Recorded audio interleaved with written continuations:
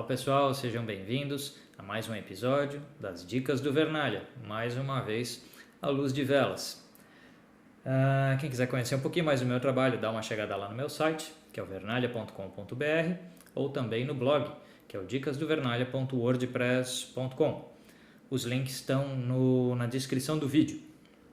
Para esse episódio aqui, eu acho legal vocês darem uma olhada, quem acompanha direto pelo YouTube, dá aquela olhada no blog, porque lá eu vou postar algumas fotos de exemplos daquilo que vai ser falado aqui. Este episódio é a resenha, o review da Sony A6000, a mirrorless que eu escolhi para ser a minha câmera.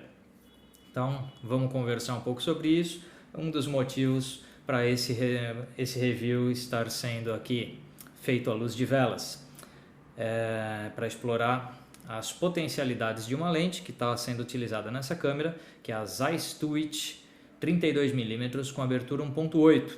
Aproveitando para passar os dados do vídeo, esse vídeo está sendo gravado numa A6000, já que é uma resenha desse equipamento, tem que pôr ele para trabalhar. Eu tinha feito até com uma Samsung NX3000, comentei isso no vídeo passado, mas eu acho que só faz sentido mesmo uma resenha de uma câmera que seja gravada com ela própria. Então a gente está gravando com a A6000 da Sony, com a Zeiss Twitch 32mm f1.8, ela está em abertura 2.5, tempo de exposição está em 1/60 de segundo e o ISO está em 2500. Nós estamos gravando no modo de vídeo Full HD 1080p a 60 quadros, na compressão 28 megas por segundo dessa câmera. Bom, dados passados de vídeo, e a iluminação é essa que vocês estão vendo no quadro. 3 velas.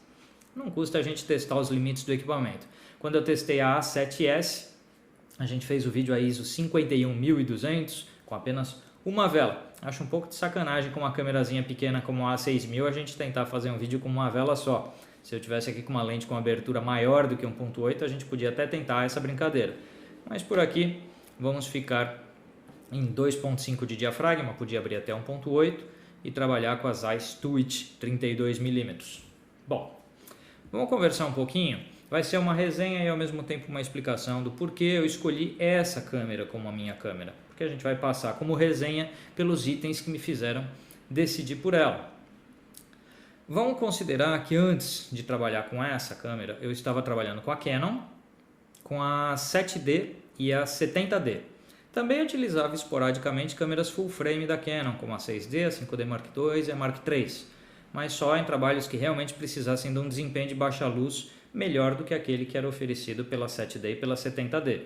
Como no meu trabalho usualmente é muito raro eu passar de ISO 1600, normalmente câmeras com sensor APS-C resolvem 100% do meu problema e acaba sendo um equipamento de custo-benefício melhor, um equipamento mais barato, o que também ajuda a sobrar mais din-din no bolso.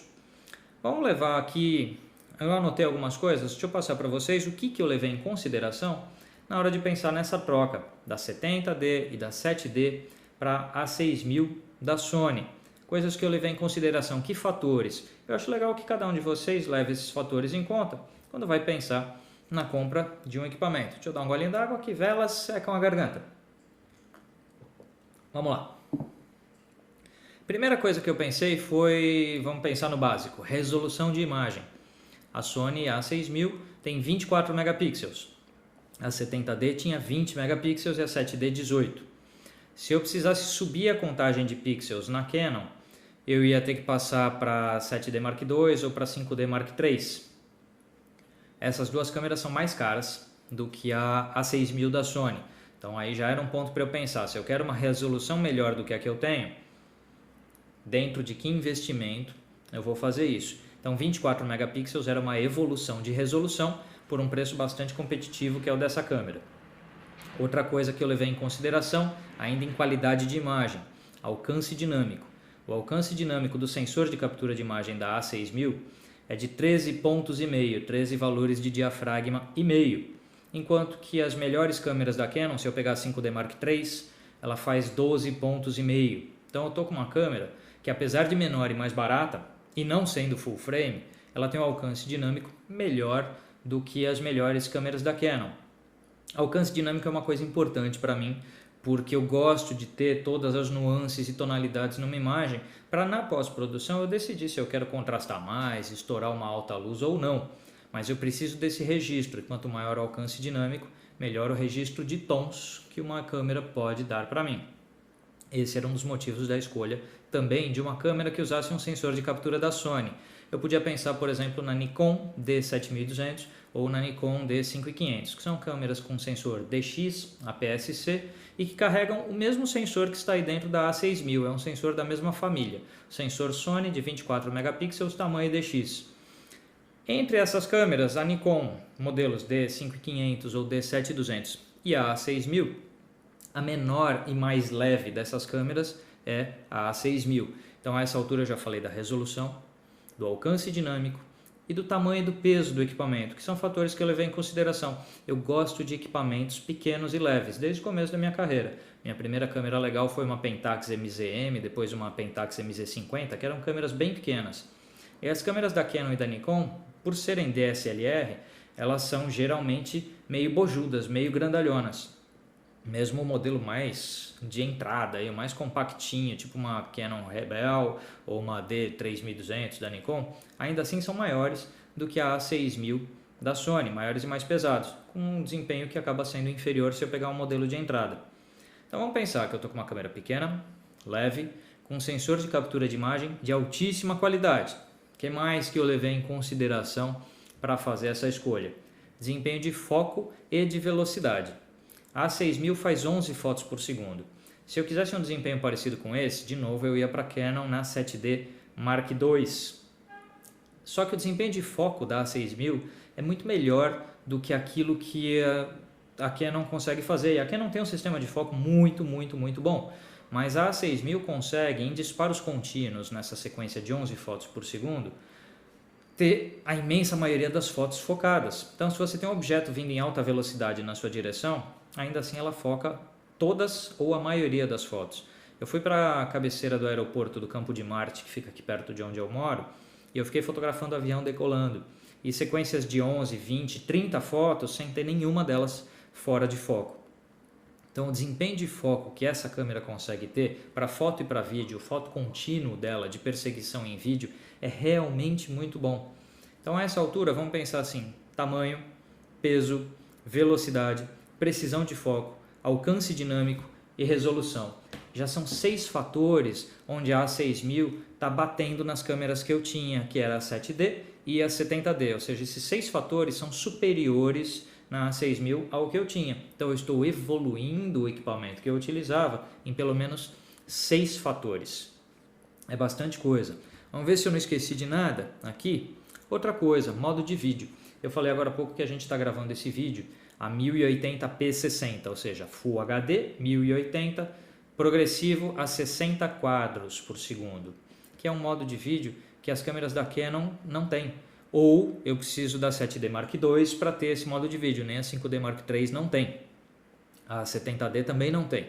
Então, de qualquer forma, as câmeras da Canon que eu tinha não ofereciam o Full HD a 60 quadros. Eu precisaria migrar para outro modelo da Canon que tivesse. E aí era um outro modelo mais caro, que é essa A6000, e com mais peso, pior tamanho, pior alcance dinâmico e nem tanta precisão de foco. A essa altura tem muita gente pensando, poxa, então a A6000 ela é melhor do que esses modelos que eu estou citando da Canon, como a 7D Mark II, a 7D e a 70D, já em 7 fatores. Já em 7 fatores, ou seja, um modo de vídeo mais completo, porque o modo de vídeo dela, além de tudo, tem, por exemplo, controle de zebras para controlar a exposição e o focus picking, que é para você ter a precisão no foco manual. É muito recurso que uma DSLR normalmente não tem.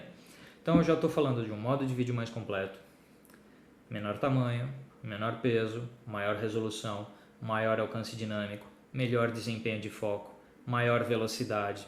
Está parecendo o jogo da Alemanha com o Brasil, né? Já está 7-0 por enquanto.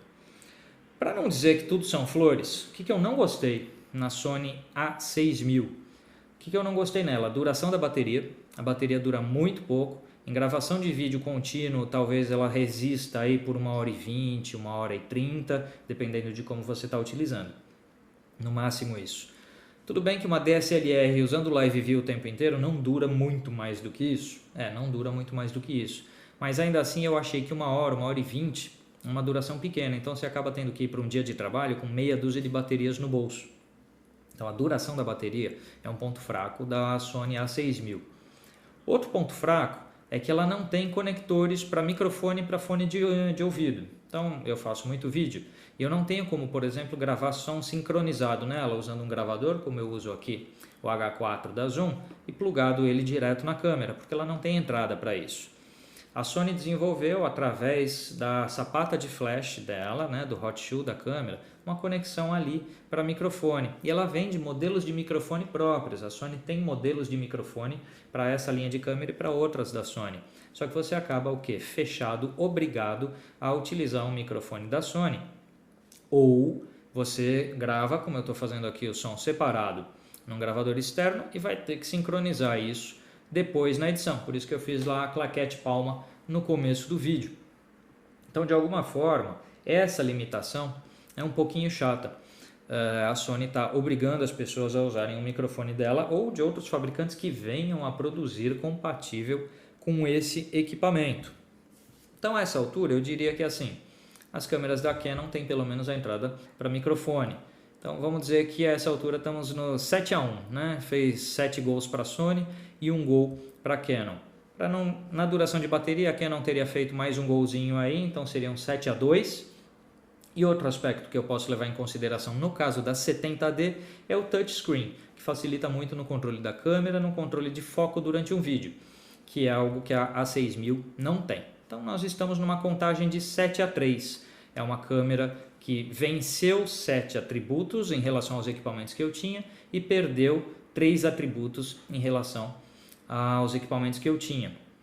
Considerando que ela ainda seria mais barata do que a troca por um equipamento melhor da Canon, então ela ficaria com 8 atributos positivos contra 3 negativos. Eu acho que foi uma boa vitória suficiente para que eu definisse a escolha da A6000 como meu equipamento.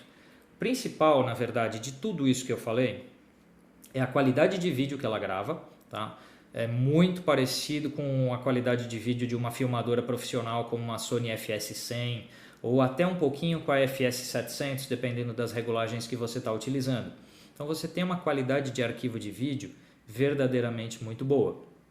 E a qualidade de fotografia dela é espetacular. Esse sensor de captura de 24 megapixels da Sony é um sensor realmente muito bom. Vocês estão vendo uma alta qualidade de imagem num vídeo feito iluminado aqui só com 3 velas.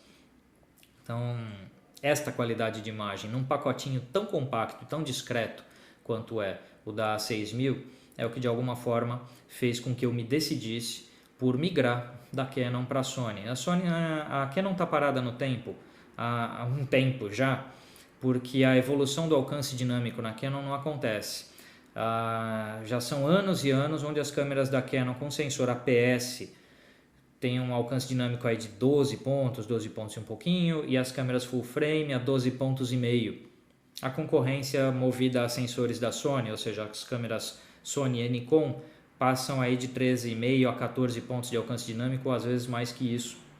Então, na qualidade de imagem, não é só a resolução que a gente tem que olhar, o alcance dinâmico é muito importante.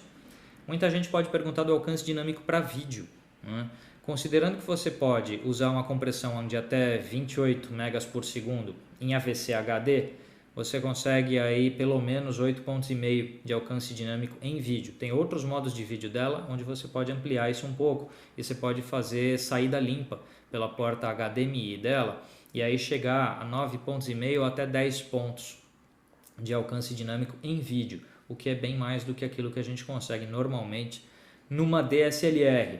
Vamos ver se eu não esqueci de nada. Então, resolução, alcance dinâmico, tamanho, peso, uso de zebras, focus peaking, 1080p a 60 quadros, as 11 fotos por segundo dela com foco contínuo.